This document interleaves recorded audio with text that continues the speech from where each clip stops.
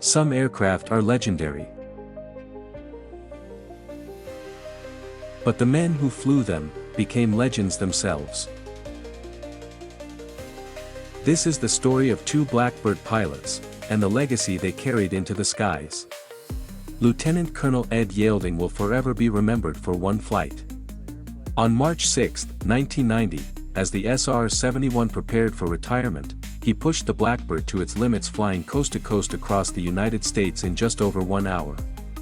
It was the fastest transcontinental flight in history. A farewell, written at Mach 3. Air Force pilot who holds the coast-to-coast speed record, making the transcontinental flight in just 67 minutes in an SR-71. He spent time at Arnold Air Force Base in the late 60s as a co-op student from Auburn University, and recently returned for a tour of the model shop and test facilities before sharing his story of his record-breaking flight. My dream assignment was this SR-71, which I got to fly after the Phantom. So I got to fly the airplane for 6 years. It just happened that when the airplane was retired in the early 1990s, all the museums wanted one for display. And the Smithsonian Institution said, we want a Blackbird for display. And they wrote a letter to the Secretary of the Air Force. When your pilot brings the airplane to the Smithsonian, please have him set in an official coast-to-coast speed record, and that will call the public attention to what a great airplane it's been for our country for 25 years. So I was actually ordered to set a speed record. So that was an order I was happy to oblige. He completed the majority of the flight at the SR-71's top speed of Mach 3.3 at 83,000 feet. After a quick refueling over the East Coast, he concluded his trip with a pair of low passes over a crowd of spectators at Dulles International Airport. Flew my first pass at 800 feet, and then circled around for my low pass at 200 feet for the crowd there. And I was directed just to make one low pass, so that was 200 feet. And then I lit the afterburner as we passed the crowd there, because I wanted them to see the beautiful sight of those orange plumes coming back behind that beautiful black airplane and feel the power of those two big J-58 engines. The flight was conducted on March 6, 1990. A couple years later, Lt.Col Ed Yeilding would retire from active duty after 23 years of service. Decades earlier, Tony Bevacqua began his journey in the Air Force with a dream to fly. He piloted the U-2 during the Cuban Missile Crisis, gathering intelligence at the very edge of danger. In 1966, he transitioned to the SR-71, becoming the 158th pilot to ever fly the Blackbird.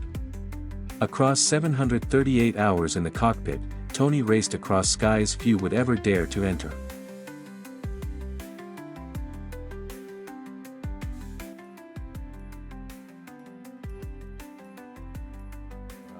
We're out at Groom Lake, Area 51, and took off and landed fine.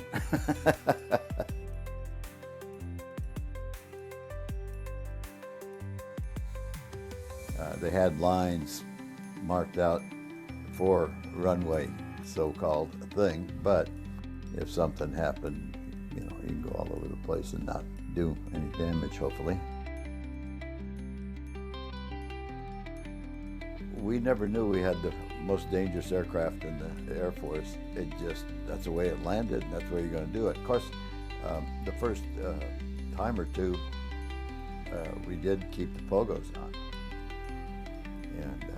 And then when that got you started, to feel comfortable with the plane and figure out which side might be a little heavier than the other and so forth, so that you could transfer fuel accordingly to keep it as level as possible all the time.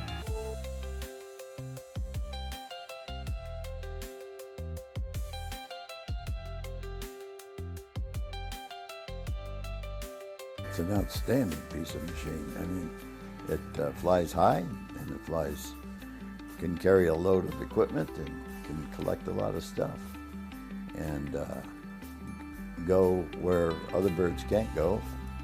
And so we really didn't get into reconnaissance with the film and so forth until, well, very heavily during the Cuba crisis of '62.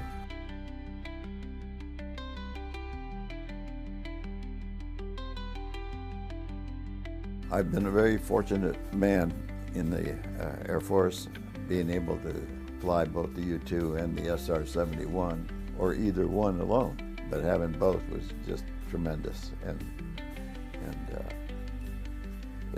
I couldn't ask for a better career. 2 men. 2 journeys. One machine that defined them both. The SR-71 wasn't just an aircraft, it was a bond between human courage and engineering genius.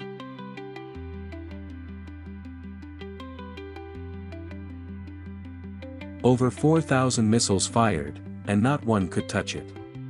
Because inside the jet sat pilots like Ed Yeilding and Tony Bevacqua, who turned the impossible into routine.